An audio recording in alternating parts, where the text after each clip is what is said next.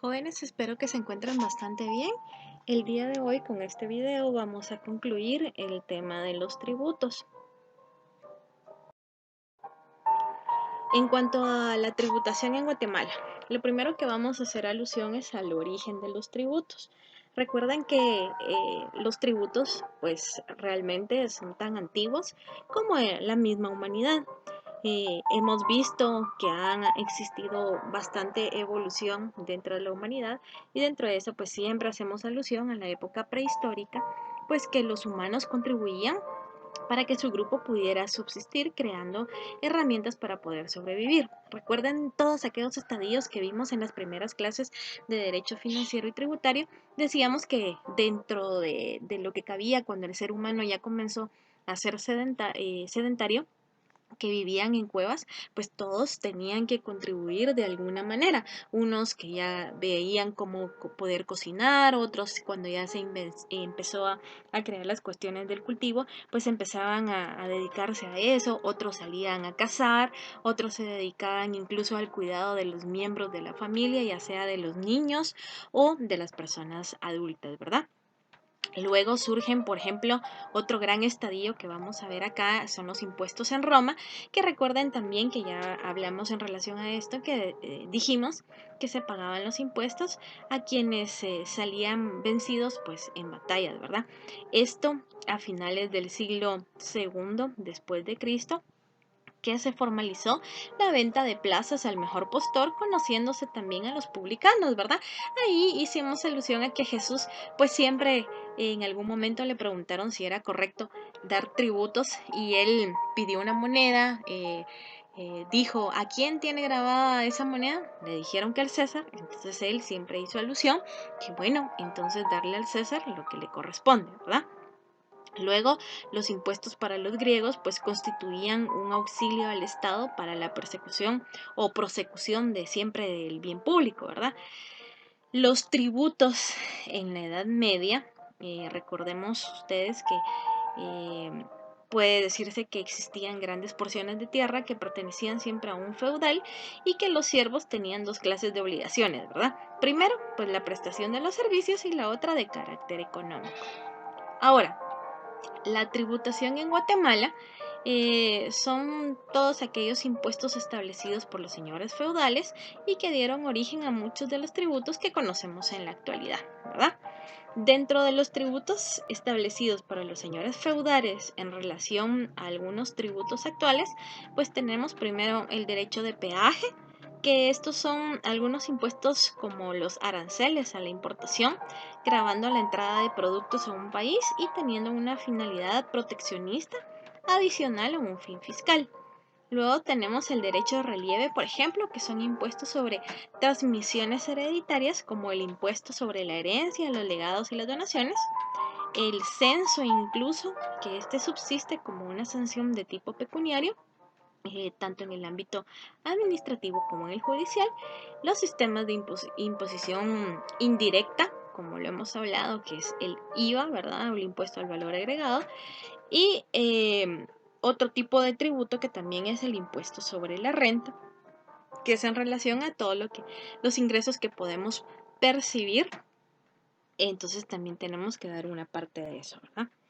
Los tributos en la actualidad, recordemos que forman parte de esa actividad financiera del Estado y que van a ser todos los recursos públicos que van a ayudar a la subsistencia del gobierno, del Estado como tal.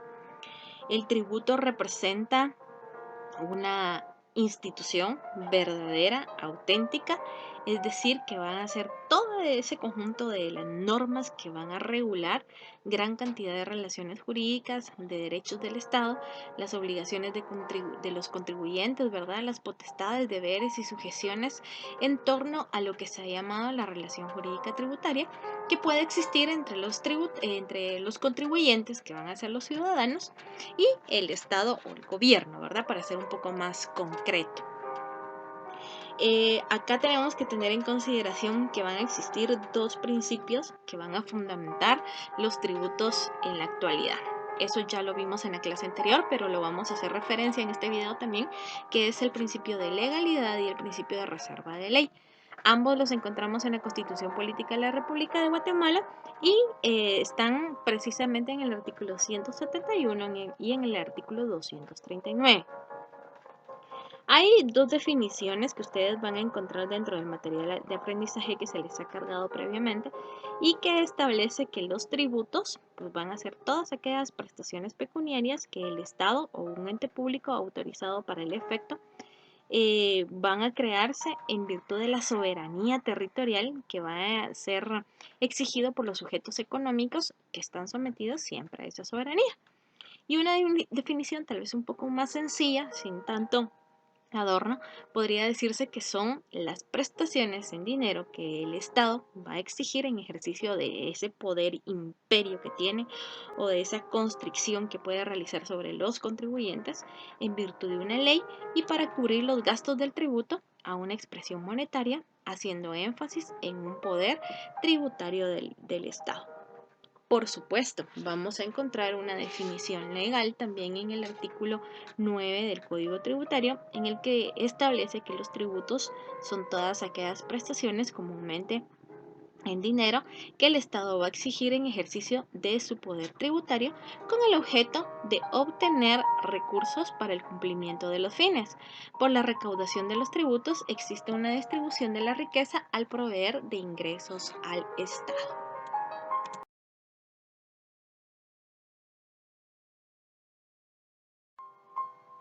Ustedes observan en pantalla las características siempre de los tributos y encontramos que dentro de esas características siempre va a grabar una determinada manifestación de la riqueza, va a constituir uno de los exponentes, obviamente el más importante en cuanto al ingreso público. Es un recurso generalmente de carácter monetario.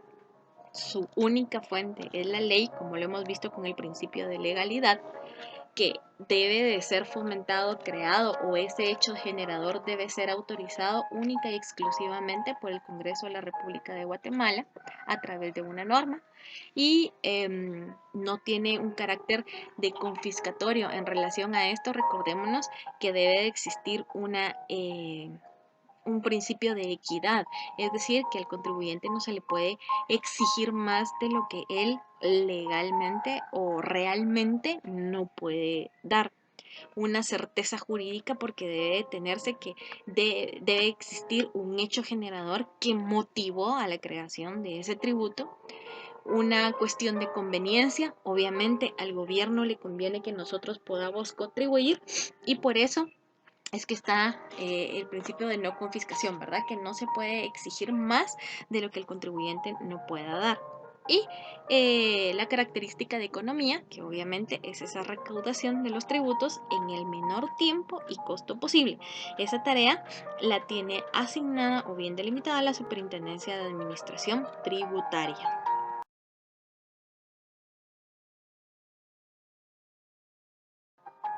Bien, ¿qué es el poder tributario o qué es esa soberanía tributaria? Bueno, es considerada como un fundamento o una justificación del tributo. Es una prestación pecuniaria que el ente público, o sea, el gobierno, tiene el poder de exigir con la base de potestad de imperio. Esto ustedes lo pueden ver reflejado en el artículo 239 que contempla el principio de legalidad y este establece que corresponde con exclusividad al Congreso de la República decretar los impuestos, ya sean ordinarios o extraordinarios, los arbitrios y contribuciones especiales conforme a las necesidades del Estado y de acuerdo a la equidad y justicia tributaria, así como determinar las bases de recaudación y especialmente ahí menciona todas las demás. La que yo siempre les menciono y les hago énfasis es la que ustedes encuentran en la literal A respectivamente, que es el hecho generador de la relación tributaria que la hemos explicado múltiples veces en clase.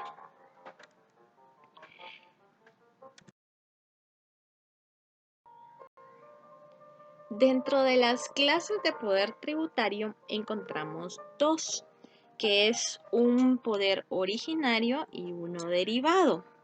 El poder originario, pues nace obviamente de la Constitución Política de la República de Guatemala y es ese poder tributario que nace solo porque está creado o regulado o contemplado en una norma suprema. En el caso de Guatemala, como dije hace un momento, es la propia Constitución.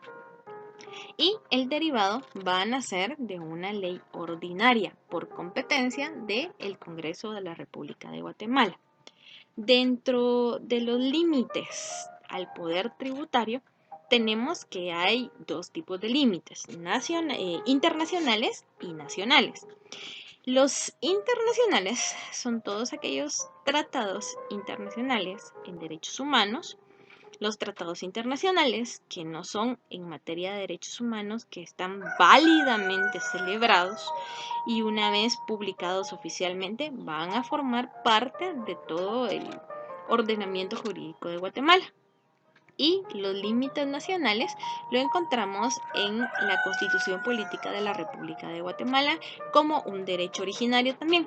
Dentro de esos límites nacionales tenemos el artículo 243 siempre de la Constitución, en donde se establece la prohibición de la doble tributación. Tenemos ahí mismo la capacidad de pago, tenemos el principio de equidad y tenemos la justicia tributaria. En el artículo 239 del mismo cuerpo legal encontramos el principio de legalidad. En el artículo 41, el de no confiscación.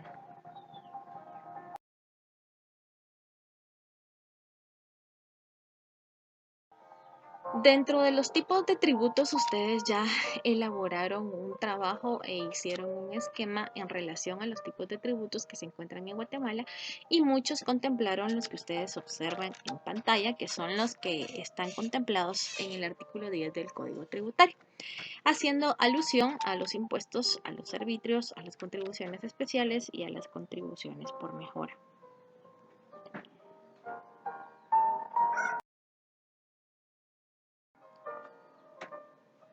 Dentro de las características del poder tributario, pues tenemos que la primera que ustedes observan ahí es que es abstracto. ¿Por qué abstracto? Bueno, pues porque es una potestad derivada del poder imperio que tiene un Estado sobre una población y obviamente se otorga el derecho de cobrar tributos. El siguiente que ustedes observan en pantalla es el permanente porque únicamente puede extinguirse cuando se extinga el Estado. El siguiente es el irrenunciable, esto porque el Estado obviamente no puede subsistir si no se realizan los tributos, así que al Estado no es una potestad que tenga en relación a que si las personas van a contribuir o no, sino que es una obligación de que también él tiene, ¿verdad? Y es indelegable. Obviamente le compete única y exclusivamente al Estado poder cobrar o hacer énfasis a la recaudación tributaria que se pueda tener. La competencia tributaria pues es una facultad, es un poder que por conducto de las instituciones creadas para recaudar el tributo se modifica o se crea ese hecho generador y se ejerce una institución pública como la Superintendencia de Administración Tributaria y en algunos casos por las municipalidades que no deben de confundir pues al titular del poder tributario con el titular de la competencia tributaria. Dentro de esos alcances del poder tributario, tenemos a la Constitución Política de la República de Guatemala, las leyes ordinarias tributarias, las leyes tributarias de carácter general, como por ejemplo el Código Tributario y leyes específicas. Ahora, en una clasificación de los tributos podemos hablar de tres. Hay una doctrinaria, una legal y una por costumbre. Dentro de la doctrinaria únicamente se contemplan a los impuestos, las tasas y las contribuciones especiales, así como los arbitrios. En la legal la encontramos en el Código Tributario que hicimos alusión hace unos momentos a ella y la de por costumbre que encontramos a los impuestos, a los arbitrios, a las contribuciones especiales y a las contribuciones por mejora. Es completamente distinta a la clasificación doctrinaria. Muy bien, ahora vamos a observar qué es un impuesto. Ustedes ya pudieron analizar dentro del trabajo que realizaron que un impuesto es un tributo exigido en correspondencia a una prestación que se va a concretar de manera individual y que va a formar parte de esa administración pública y cuyo objeto de gravamen pues se encuentra regulado o constreñido en los negocios, en los actos o en los hechos que van a poner de manifiesto la riqueza y la capacidad contributiva, siempre del sujeto pasivo, que van a ser aquellas personas que estamos obligadas a pagar, y como consecuencia de la posesión de rentas o de ingresos de consumo. El legislador, por principio constitucional, va a establecer impuestos sobre aquellos que tienen capacidad económica de sujetarlos. Dentro de una concepción moderna en relación siempre a los impuestos, podemos decir que esta va a incorporar nuevos elementos, es decir, va a agregar una idea del intervencionismo, el impuesto que se convierte en un instrumento por el cual el Estado interviene en la vida social y económica, y aparte va a influir en una conducta, tanto en un conjunto de los individuos como en cada uno de ellos en particular, ¿verdad? En relación a los tipos de intervención, tenemos que es una intervención desde un punto de vista global que va a frenar o disminuir un nivel de actividad económica.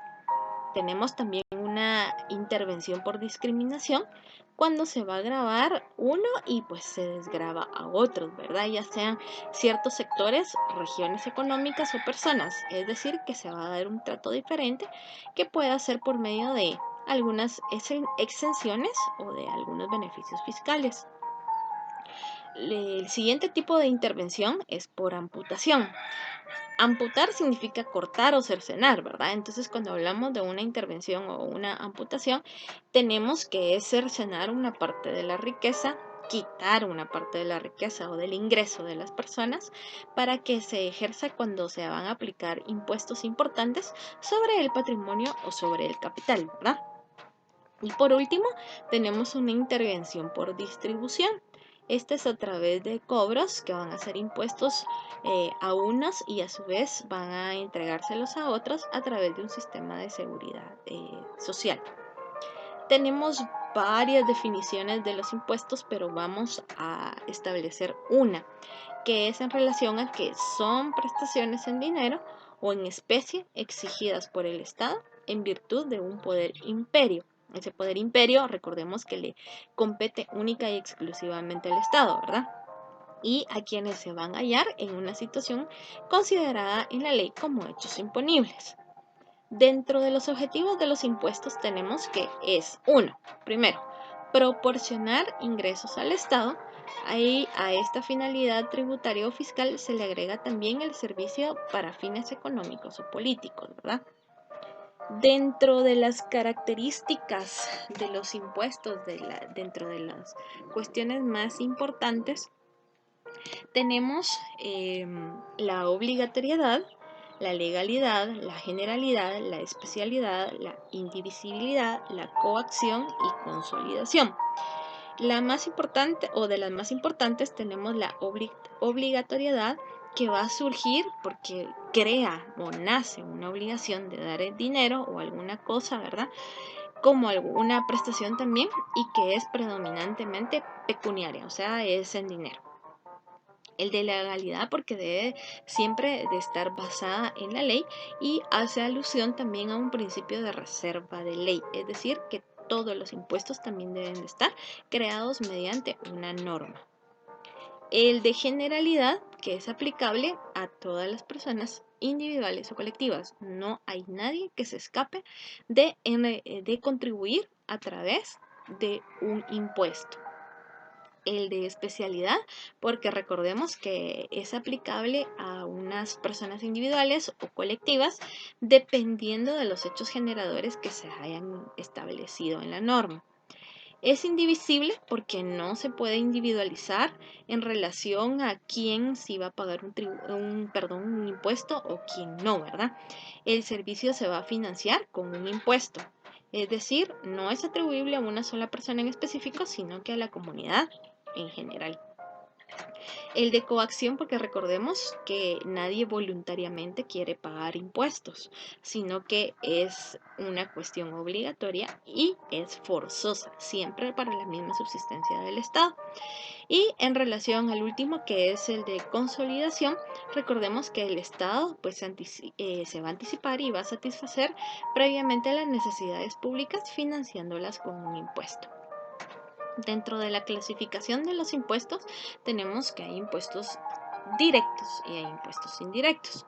Los impuestos indirectos se van a apuntar o a anotar de forma indirecta o de una forma mediática mediante una manifestación de capacidad contributiva y se van a gravar objetos de consumo en general o por ejemplo algunos servicios o se van a encontrar incluidos por ejemplo dentro del precio, ¿verdad?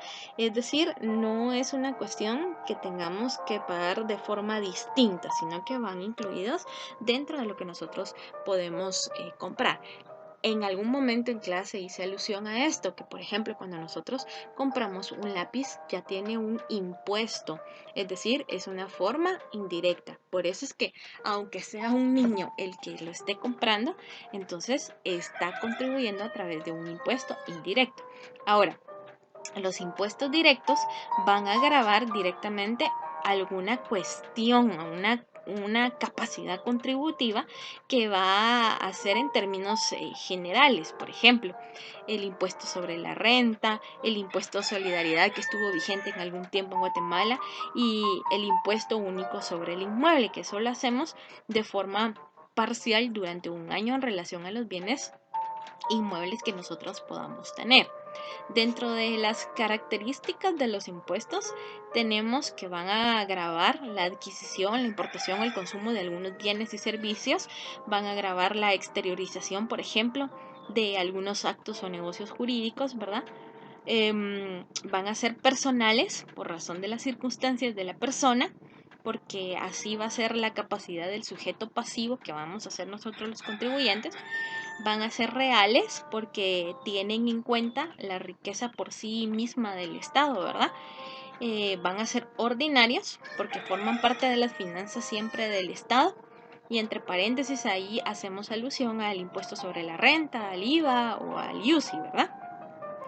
E incluso extraordinarios porque tienen un carácter de excepcionalidad, son transitorios para cubrir una determinada necesidad de la administración pública, un impuesto de solidaridad extraordinario, ¿verdad?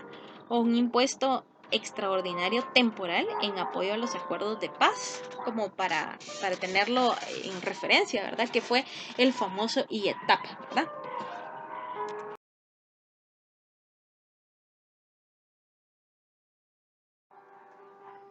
El siguiente de los tributos que vamos a analizar son las tasas. Estas son prestaciones obligatorias establecidas por la ley, es decir, son tributos exigidos por el Estado destinados a compensar determinados servicios divisibles cuyos costos van a ser prorrogables, por ejemplo, entre los usuarios de los mismos servicios y se van a diferenciar del impuesto en que este último va a financiar un servicio público individual, como por ejemplo la salud, la seguridad, la justicia, que se va a encontrar en forma general en el presupuesto, ¿verdad? Siempre de ingresos y egresos del Estado. A diferencia de los impuestos mencionados, las tasas se refieren a servicios públicos divisibles y las tasas van a estar destinadas a financiar el costo de determinados servicios. Una tasa va a encerrar la idea de un servicio, debido a lo que hay autores que consideran de carácter no tributario la posición que se contempla en la Constitución. Ahora, cuando el Estado cobra una tasa, va a proporcionar a la vez un servicio de forma individual a, al personal, a quien realiza el pago, ¿verdad? La coerción del Estado, que no va a manifestar en ese tributo, pero sí la necesidad de las personas en relación a la prestación del servicio público que necesita y de ahí la obligatoriedad de pagarle, ya que sin ese pago, pues entonces no hay ningún tipo de servicio. En cuanto a las características de las tasas, podemos decir que el Estado va a exigir el poder imperio, es decir, solamente se puede crear a través de una norma jurídica. El hecho generador, prestemos atención a esto, es una actividad que el Estado cumple vinculada a la obligación del pago de la misma. Y el producto, pues obviamente va a ser esa recaudación que es destinada en forma exclusiva al servicio que se va a cumplir. Dentro de las clasificaciones de las tasas, se tienen que hay tasas judiciales que van a ser, por ejemplo, los antecedentes penales o policiales, y hay tasas administrativas que van a ser, por ejemplo, como la autorización de licencias, actuaciones administrativas en general, ¿verdad? Bueno, en conclusión, en relación a las tasas, podemos decir que es una prestación pecuniaria que va a ser exigida compulsivamente por el Estado y relacionada con la prestación efectiva del potencial de una actividad de interés público que afecta a un obligado. ¿Qué es una contribución especial? Bueno, pues son prestaciones en dinero que el Estado o cualquier ente estatal, ¿verdad? En relación siempre al gobierno como tal, percibe de los particulares con el objeto de recibir un beneficio que comúnmente va a favorecer a un grupo de personas, ya sea a un lugar que vaya destinado, por ejemplo, como una residencia o un grupo social, lo que significa que, por ejemplo, el particular que está contribuyendo a la realización de este gasto que el Estado debe realizar, pero con dicha contribución acelera la realización del gasto y el beneficio recibido. Dentro de la clasificación especial de las contribuciones especiales tenemos, por ejemplo, una contribución por mejora, el peaje y las contribuciones para fiscales. De estas tres voy a hacer alusión únicamente a las contribuciones para fiscales porque considero que es como la más compleja de poder entender.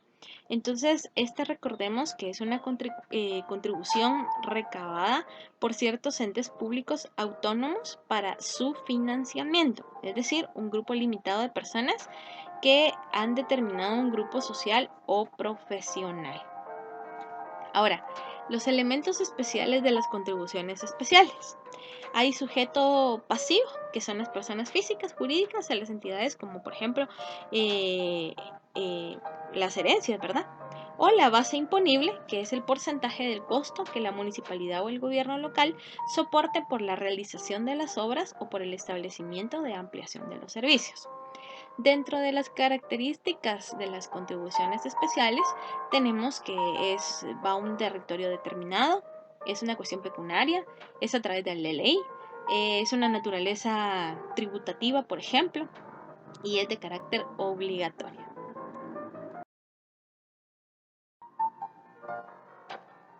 Los arbitrios van a ser cualquier tipo de contribución indirecta, ordinaria o extraordinaria que las municipalidades y a veces, por ejemplo, las provincias están autorizadas a percibir con el objeto de solventar sus necesidades.